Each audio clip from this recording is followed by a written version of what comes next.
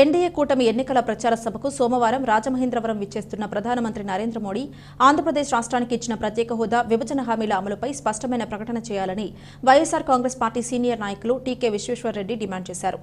స్థానిక ప్రెస్ క్లబ్లో ఆదివారం జరిగిన విలేకరుల సమావేశంలో టీకే మాట్లాడుతూ అమరావతిలో రాజధాని నిర్మాణం శంకుస్థాపనకు విచ్చేసిన మోడీ చెంబుడు నీళ్లు పిడికెడు మట్టి ఇచ్చి వెళ్లారు తప్ప రాజధాని నిర్మాణానికి ఏమాత్రం సహకరించలేదని ఆవేదన వ్యక్తం చేశారు.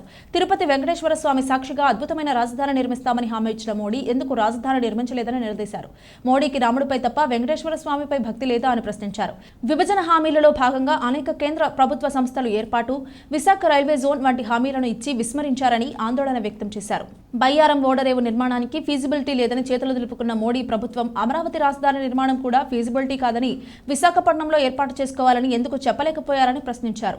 విశాఖ స్టీల్ ప్లాంట్ ప్రైవేటీకరణ, పోలవరం నిర్మాణం వంటి అంశాలపై స్పష్టత ఇవ్వాలని కోరారు. సమావేశంలో వైసీపీ నాయకులు ఎల్వి ప్రసాద్, డాక్టర్ రాజశేఖర్, రేగుళ్ల బాలశ్రీధర్ పాల్గొన్నారు. రేపు మన భారత ప్రధానమైనటువంటి నరేంద్ర మోడీ గారు మన రాజమండ్రి నగరానికి వస్తున్నారండి. మన రాజమండ్రి నగర ప్రజల తరఫున అలాగే రాష్ట్ర ప్రజల తరఫున ఆయనకి స్వాగతం తెలియజేస్తున్నాం. మరి ఆయన రీసెంట్గా అయోధ్యలో రామాలయం కట్టడం జరిగింది. ఆయన ఇప్పుడే రామాలయం కట్టాడు, కానీ స్వతంత్రం రాకపోవడం నుంచి కూడా మన రాష్ట్రంలో హరిజనపేటలో, చెట్టుపల్లిపేటలో, రెడ్డిలపేటలో అన్ని పేటల్లోనూ కూడా ప్రతి ఒక్కరికి కూడా రామాలయాలు ఉన్నాయి.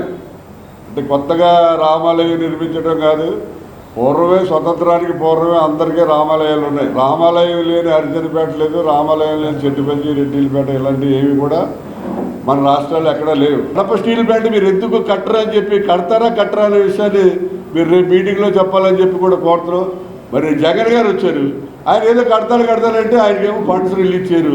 అసలు మీరు పోలవరం ఎప్పటికీ కంప్లీట్ చేస్తారు, మీ విభజన హామీల్లో ఉన్నటువంటి మెయిన్ పోలవరాన్ని ఎప్పుడు కంప్లీట్ చేస్తారన్నది మీరు చెప్పాల్సి ఉంది.